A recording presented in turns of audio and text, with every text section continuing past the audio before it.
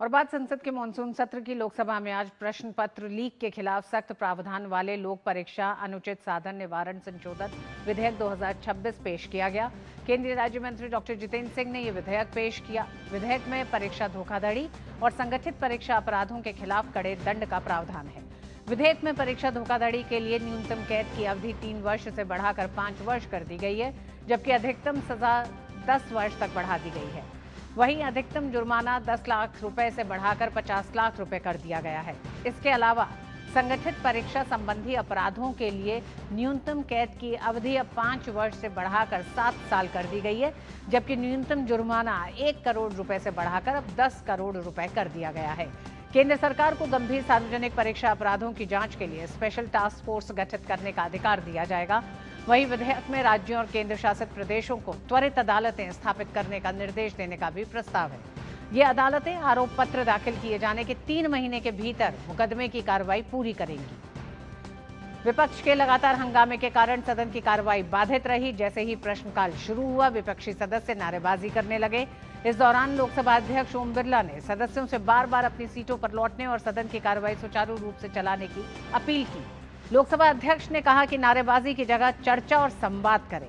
हालांकि अध्यक्ष की अपील के बावजूद विपक्षी सदस्यों का हंगामा जारी रहा, जिसके चलते सदन की कार्रवाई सामान्य रूप से नहीं चल सकी। माननीय सदस्यगण, ये महत्वपूर्ण विधेयक है और इस विधेयक से जो सदन की मंशा है, देश की मंशा है, उस पर व्यापक चर्चा होगी। सभी दल के लोग इस विषय पर बहुत दिनों से मांग कर रहे थे और ये एक सुधार का प्रथम कदम है। मैं सोचता हूं कि सदन पर इस पर चर्चा हो, सबके विचार आए। उधर विपक्षी दलों के सदस्यों के लगातार हंगामे के कारण लोकसभा की कार्रवाई दोपहर 2 बजे तक स्थगित कर दी गई। तो वहीं राज्यसभा में भी विपक्ष का हंगामा जारी रहा।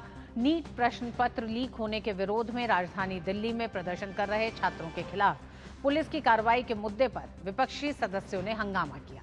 लगातार हंगामे के कारण राज्यसभा की बैठक दोपहर 2 बजे तक के लिए स्थगित कर दी गई है। सभापति ने सदस्यों से शांत रहने और प्रश्नकाल चलने देने की अपील की, लेकिन विपक्ष नहीं माना और जिसके चलते सदन की कार्रवाई सुचारू रूप से नहीं चल सकी। इससे पहले संसदीय कार्य मंत्री किरण रिजिजू ने विपक्ष से अपील की है कि वो शांतिपूर्ण सदन चलने दे, ताकि छात्रों के हित के लिए लाए जा रहे विधेयक पर चर्चा हो सके और इसे सहमति से पारित कराया जा सके। इतना बड़ा क्रांतिकारी बिल लेके आए हैं एग्जामिनेशन को सुधारने के लिए, ताकि भविष्य में कोई लीक ना हो। अगर किसी ने जरूरत किया, पेपर लीक में इन्वॉल्व पाया गया, तो बहुत ही कठोर सजा देने के लिए और समयबद्ध ये सारा प्रावधान लेकर के आया है। मैं फाइनली फिर से अपील करता हूं कांग्रेस पार्टी को और विपक्ष के साथियों को, स्टूडेंट्स का फ्यूचर सिक्योर करने के लिए इतना महत्वपूर्ण बिल लेके आया है। ये public examination prevention of unfair means amendment bill जो आया है, ये ऐतिहासिक है। इस पे बाधित ना करें और छात्रों का, स्टूडेंट का सेंटीमेंट को समझते हुए पार्लियामेंट में थ्रेडबेयर बहुत खुली यहाँ बहस होना चाहिए, सबका मत आना चाहिए और एकजुट से इस बिल को पारित करना चाहिए। प्रधानमंत्री नरेंद्र मोदी ने देश की परीक्षा व्यवस्था को अधिक सुरक्षित, पारदर्शी और तकनीक आधारित बनाने की दिशा में बड़ा कदम उठाया है। उन्होंने परीक्षा सुधारों के लिए एक हाई पावर टास्क फोर्स के गठन की घोषणा की है, जिसका नेतृत्व प्रख्यात प्रौद्योगिकी विशेषज्ञ नंदन नीलेकनी करेंगे। नीट पेपर लीक विवाद के बाद सरकार का अगला बड़ा कदम सामने आ गया है। प्रधानमंत्री नरेंद्र मोदी ने परीक्षा सुधारों के लिए हाई पावर टास्क फोर्स का गठन किया है। इसकी कमान संभालेंगे इन्फोसिस के सह संस्थापक और भारत की डिजिटल पहचान व्यवस्था के प्रमुख शिल्पकार नंदन नीलेकनी। उनके साथ इसरो के पूर्व अध्यक्ष डॉक्टर एस सोमनाथ, पूर्व आईबी निदेशक तपन डेका, आईआईटी मद्रास के निदेशक प्रोफेसर वी कामकोटी, पूर्व शिक्षा सचिव अनीता करवाल और लॉजिस्टिक्स विशेषज्ञ अमृत लाल मीणा जैसे दिग्गज शामिल हैं। ये टीम सिर्फ परीक्षा की सुरक्षा नहीं, बल्कि पूरी परीक्षा प्रणाली को तकनीक आधारित पारदर्शी और भविष्य के लिए तैयार बनाने का रोड मैप तैयार करेगी। हमारी परीक्षा पद्धति विश्वस्त हो, हमारी परीक्षा पद्धति ट्रांसपेरेंट हो, हमारी परीक्षा पद्धति में सबसे ज्यादा टेक्नोलॉजी का उपयोग हो, इन सारी बातों को ध्यान में रखते हुए विश्व प्रसिद्ध टेक्नोलॉजी एक्सपर्ट श्रीमान नंदन नीलेकनी जी के नेतृत्व में एक हाई पावर टास्क फोर्स बनाने का निर्णय किया है। सरकार का संदेश साफ है, पेपर लीक पर अब सिर्फ सजा नहीं, सिस्टम भी बदलेगा। एक तरफ फास्ट ट्रैक कोर्ट में मामलों की सुनवाई तेज की जा रही है, दूसरी तरफ संसद में और सख्त कानून लाने की तैयारी है। अब इस टास्क फोर्स के जरिए परीक्षा प्रणाली की हर कमजोर कड़ी की पहचान होगी, ताकि भविष्य में पेपर लीक की गुंजाइश ही खत्म की जा सके। हाई पावर टास्क फोर्स जो एग्जामिनेशन रिफॉर्म की तरफ फोकस करेगा और जल्द से जल्द आने वाली परीक्षाओं की विश्वसनीयता को सुनिश्चित करने का काम इसके रिपोर्ट के आधार पर कर दिया जाएगा। ये टास्क फोर्स एनटीए की परीक्षा प्रक्रिया, डिजिटल सुरक्षा, डेटा प्रबंधन, प्रश्न पत्रों की गोपनीयता और प्रशासनिक जवाबदेही समेत पूरे इकोसिस्टम की समीक्षा करेगी। सरकार पेपर लीक पर सिर्फ जवाब नहीं दे रही है, बल्कि उस व्यवस्था को भी बदलने में जुट गई है जहां से ये संकट पैदा होता है। जवाबदेही, कानून और अब सिस्टम के रिफॉर्म्स। सरकार के ये कदम बता रहे हैं कि परीक्षा सुधार अब सिर्फ एजेंडे में नहीं बल्कि मिशन मोड में है। और एनडीए नेताओं ने परीक्षा सुधारों के लिए एक हाई पावर टास्क फोर्स के गठन की घोषणा को सरकार की छात्रों के प्रति प्रतिबद्धता का प्रतीक बताया है।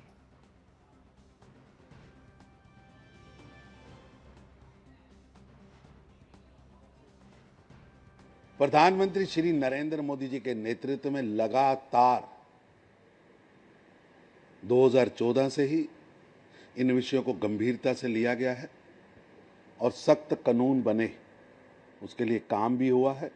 और अब प्रधानमंत्री जी ने जिस तरह एक बड़ी टास्क फोर्स, जो लोग इन विषयों के एक्सपर्ट हैं, जिनके ऊपर देश को ट्रस्ट भी है और नाज भी है, ऐसे लोगों की एक टोली प्रधानमंत्री जी ने बनाई है। प्रधानमंत्री जी डे 1 से जब से ये इशू आया है उसका इनिशिएटिव ले करके और उसके लिए टास्क फोर्स बनाया। प्रधान नंदन नीलेकनी के साथ साथ जो इसमें मद्रास के आईआईटी के डायरेक्टर हो, चाहे इसरो के चेयरमैन हो, चाहे अमृतलाल मीना जी हो जो बिहार के चीफ सेक्रेटरी रहे, इन सब को बना करके। और मुझे लगता है कि प्रधानमंत्री जी का जो आया है कि सबसे बड़ा चीज है कि ह्यूमन इंटरवेंशन नहीं हो लोगों। देश के भविष्य के लिए जो उपयुक्त नेता होता है उसका हम लोग प्रभावशाली रूप से प्रयोग करेंगे। हमारा तुम्हारा इसमें नहीं करना चाहिए। यही तो दिक्कत है हमारे विपक्ष की। विपक्ष अब देख रहा है कि सदन में उनकी आवाज उठ नहीं रही है, तमाम सांसद उनके घेरे से बाहर जा रहे हैं, तो अब वो विचलित हो गया है। तो ये सब चीजें मेरे तेरे में आ गए। टास्क फोर्स का जो गठन किया है ये सब स्वागत योग्य है। बहुत चिंता करते हैं और ये प्रयास करते हैं कि इन सब समस्याओं से किस प्रकार से निजात पाई जा सके और अपराध कोई भी हो नहीं, इसके लिए वो सारे प्रयास कर रहे हैं। पर टास्क फोर्स के गठन से लेकर पेपर लीक के खिलाफ नए बिल को पेश करने तक कई ऐसे घटनाक्रम हुए हैं पिछले 48 घंटों में जो ये बताते हैं कि सरकार इस दिशा में मिशन मोड में काम कर रही है। लेकिन संसद के भीतर विपक्ष का क्या रवैया इस पूरे घटनाक्रमों को लेकर है, उस पर और बात करते हैं। शैलेंद्र मिश्र हमारे साथ जुड़ गए हैं। शैलेंद्र, उम्मीद की जा रही थी कि आज जब सत्र शुरू होगा तो विपक्ष, क्योंकि नया बिल पेपर लीक के खिलाफ सख्त कड़े कानूनों के साथ आ रहा है, सजा के प्रावधान के साथ, उसमें सहयोग करेगा। लेकिन क्या ये सहयोग पटल पे दिखाई दे नहीं रहा है? देखिए, फिलहाल 11 बजे और 12 बजे जब लोकसभा और राज्यसभा की कार्रवाई चली तब हमने देखा कि विपक्ष ने वो सहयोग का रवैया अपनाया नहीं और संसद के अंदर गतिरोध देखने को मिला दोनों सदनों में और विपक्ष ने हंगामा किया। दरअसल विपक्ष ये कह रहा है कि जो प्रदर्शनकारी छात्रों पर लाठीचार्ज हुआ था उस पर सरकार की तरफ से पहले बयान आना चाहिए, तब फिर आगे बात होनी चाहिए। हमने देखा था कि लोकसभा अध्यक्ष ने इस बात की अपील भी की थी जब बिल पेश किया जा रहा था और कहा था कि जिनको कोई संशोधन रखना हो या सुझाव देने हो 1 बजे तक अपना सुझाव दे दे।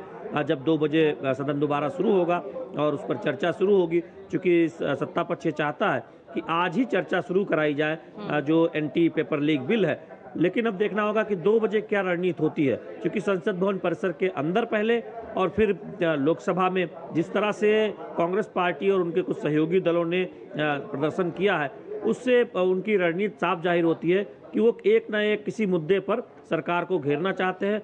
अब वो कह रहे हैं कि जो लाठीचार्ज हुआ था प्रदर्शन के दौरान, उस पर पहले सरकार का बयान आना चाहिए, उसके बाद इस बिल पर चर्चा को लेकर वो सोचेंगे। तो ये एक तरह से देखें गोल पोस्ट को चेंज करने वाली बात है कि विपक्ष जब पहले एक शर्त रख रहा था और जब इस पूरे विषय पर चर्चा की बात हो रही थी, अब तो सरकार आगे बढ़कर संशोधन बिल भी लेकर आई है, तो बिल पर चर्चा से पहले फिर एक नई शर्त रख दी गई है। तो अब देखना होगा कि 2 बजे क्या एक सहमति बनती है चर्चा को लेकर, या फिर कोई बीच का रास्ता निकालने की कोशिश होती है, या यह टकराव बना रहता है लोकसभा में और राज्यसभा में भी। जी शैलेंद्र, जिस तरह से आप बता रहे हैं, आखिर विपक्ष क्या ये मानता है कि दोनों ही मुद्दे प्राथमिकता के हैं? एक तरफ छात्रों के भविष्य को लेकर एक ऐसे सिस्टम, एक ऐसे इकोसिस्टम को बनाना जो फुल प्रूफ हो, जिसमें इस तरह की घटनाएं ना हो, उसके लिए सबसे अहम है कि विपक्ष की भागीदारी हो इस पूरे बिल की चर्चा में। लेकिन वहीं दूसरा मसला जो विपक्ष लगातार उठा रहा है कि उसके जवाब से पहले वो चर्चा में शामिल नहीं होगा। ये जो शर्त रखने की एक प्रवृत्ति, क्योंकि कंडीशन रखकर काम कराने की प्रवृत्ति विपक्ष की जो है, उसको किस तरह से सरकार अब देख रही है? कि देखिए, सत्ता पक्ष इस बात को बखूबी समझती है कि किसी न किसी बहाने विपक्ष चाहता है कि संसद की कार्रवाई बाधित हो, लेकिन 2-3 बातें बहुत स्पष्ट तौर पर सामने नजर आती हैं। पहली बात तो यह है कि सदन चलाना सत्ता और विपक्ष की दोनों जिम्मेदारी है, लेकिन कंडीशन इस तरह से तय नहीं की जा सकती, डिक्टेट नहीं किया जा सकता, शर्तें थोपी नहीं जा सकती कि सदन किस शर्त पे चलेगा।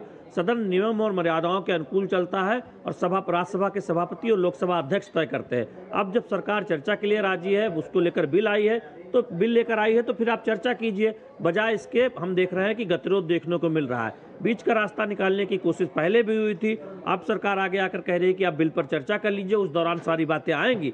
अब जो समझौता हुआ, जो सहमति बनी, जब हमने देखा कि छात्रों का आंदोलन वापस हुआ, उनकी सारी मांगे मांगी गई, उसमें एक मांग ये भी है कि जो छात्र जिनके खिलाफ मुकदमे हुए हैं उनका मुकदमा वापस लिया जाएगा। तो फिर अब इस तरह से सामने आकर विपक्ष का ये कहना कि लाठीचार्ज क्यों हुआ और लाठीचार्ज पर बयान होना चाहिए पहले सदन में, तब सदन चलने दिया जाएगा, तो ये एक तरह से सत्ता पक्ष कह रहा है कि हठधर्मिता है और विचार करना चाहिए विपक्ष को, कांग्रेस पार्टी को, खासतौर पर अपने रुख को लेकर। और संसदीय कार्य मंत्री ने अपील भी की है कि आप चर्चा में हिस्सा लीजिए। शैलेंद्र, इसमें 2 बड़े सवाल ये भी हैं कि ये पूरा तथाकथित छात्र आंदोलन जो चला और जो मांगे रही छात्रों की, मूलतः उन मांगों को पूरा करते हुए सरकार आगे बढ़ रही है, उसी दिशा में एक कड़ा कानून भी लेकर आ रही है कि आगे ये घटनाएं ना हो। तो ये मामला एक तरह से छात्रों का रहा, छात्रों की मांग रही, सरकार ने उन मांगों को माना।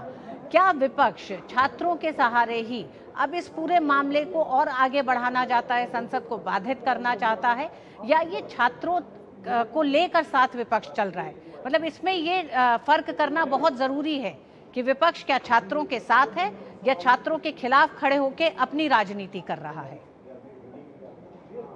देखिए, छात्रों के खिलाफ तो नहीं कहेंगे, लेकिन छात्रों के साथ नजर नहीं आ रहा, क्योंकि छात्रों की जो मांगे थी वो मान ली गई और प्रदर्शनकारी छात्र वापस लौट गए हैं, उनका धरना प्रदर्शन खत्म हो चुका है। फिर आप संसद में दोनों सदनों की कार्रवाई बाधित कर रहे हैं, तो सवाल तो उठेगा ही। पहली बात तो ये बहुत स्पष्ट है। दूसरी बात यह है कि जब चर्चा की आपने ही मांग की थी और सरकार एक बिल लेकर आई है, तो मुद्दा वही, आप उस पर चर्चा कर लीजिए। और राज्यसभा में भी अगर अलग से चर्चा चाहते हैं, जब तक ये बिल जब लोकसभा से पारित होगा राज्यसभा में जाएगा, अगर अलग से चर्चा चाहते हैं तो आप चर्चा कर लीजिए, बजाय इसके एक शर्त फिर से रख के ये कहना कि लाठीचार्ज हुआ है तो सरकार की तरफ से पहले जवाब आए, फिर वो बिल पर चर्चा करेंगे।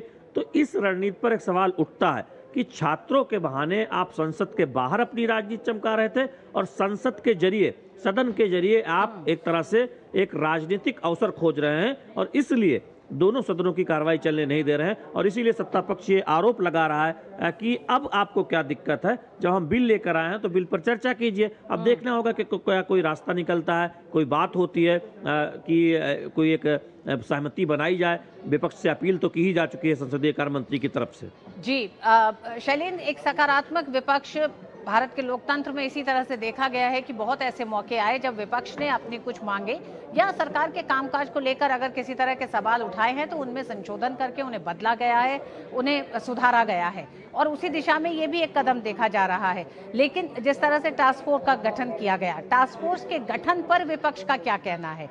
क्या उन तमाम कदमों को विपक्ष सराह रहा है जो लगातार सरकार उठा रही है इस दिशा में? ये देखिए, औपचारिक तौर पर बातचीत में मीडिया में अगर आप बातचीत करें किसी विपक्ष के नेता से तो सामने आकर वो सराहना से बचते नजर आते हैं, लेकिन इस बात को जरूर कहते हैं कि हाँ, ये जो टास्क फोर्स का जो गठन हुआ ये एक सही दिशा में उठाया गया कदम है। हालांकि कांग्रेस के एक नेता ने नंदन नीलकैडी को लेकर भी कहा कि उनकी विशेषज्ञता तो हम सब जानते हैं, अच्छा किया कि उनको इस टास्क फोर्स का अध्यक्ष बना दिया, प्रमुख बना दिया।